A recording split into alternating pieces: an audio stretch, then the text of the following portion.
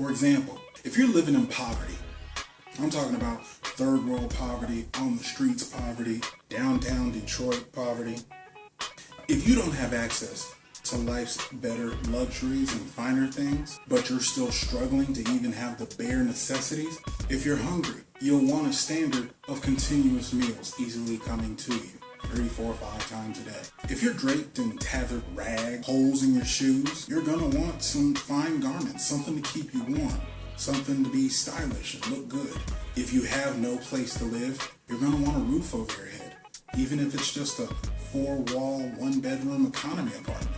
Just a little bit of privacy, some space to call your own. Simply by acquiring, upgrading your life, and getting these things, it's gonna lead you to want more. You wouldn't just be satisfied and done for the rest of your life. Now, let's kind of clarify exactly what I mean by a dreamer. Because at its core, a dreamer, someone who still keeps those vivid dreams alive that they can change and improve their life, this is a precious commodity in today's society. You'll notice in the little example we had discussing the process of wanting, it started off with the base of necessity. Now, once those necessities are met, naturally, your social status has changed, and likely your peer groups right along with it, without any effort of your own. I mean, think about it. You wouldn't expect a person striving to get some decent clothes and a roof over their head to socialize with the Wall Street hotshots making 6-7 figures a year. Duh. Or even for that matter, somebody consistently having housing, an apartment, a house, 2 cars. I mean, look at any city across the nation and think about how the social scale operates for that demographic.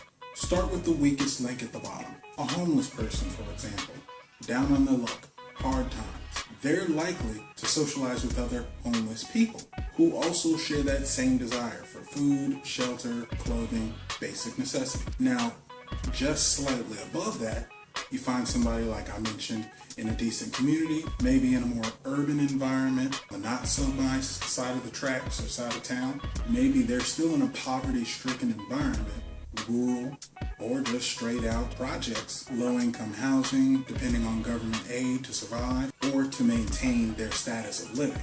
This group, just slightly above, while having their basic necessities met, will still want to strive higher, do better. Maybe they're looking at that person on the good side of the tracks or in the suburban area that has a house and 2 cars.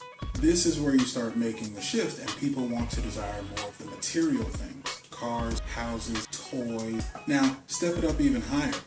That person in the gated suburb community with the plush 3 acres of land, the yard crew coming to keep the foliage and landscaping in order, 2-3 cars in the garage, fountain out front, 4 or 5 bedrooms, living on the golf course. Instead of this person's plush environment, make them appreciative. To look around and say, you know what?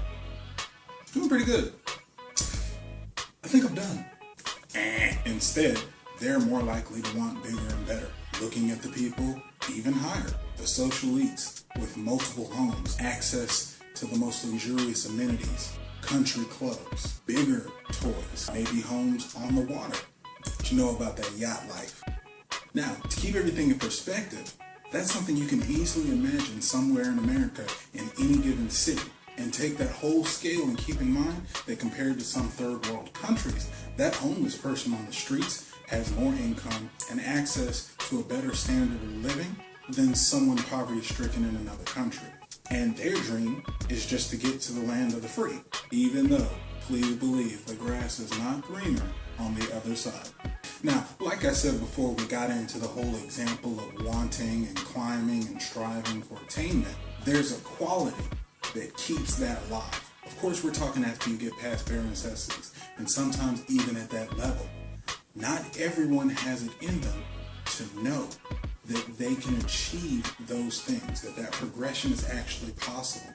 So many of us just don't dream. That kind of goes back to the whole poverty, prosperity. If all you feel is that you should be thankful, while you should, yes, there's a difference in being appreciative and showing gratitude for the blessings you have on the way to more, and feeling that this chipped off little piece is the best you can ever hope for.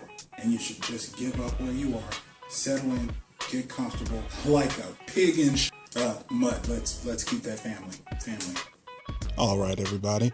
Looks like this is my cue, and this is the end of this discussion for now. Make sure to check out the next part to continue the discussion. As always, I thank you for watching. Thank you for tuning in and joining in on the conversation here on the Ave. I mean, that's like a Ponzi scheme from 1950 or something. That's completely illegal. Ambulances roll by, police cars, officers of the law.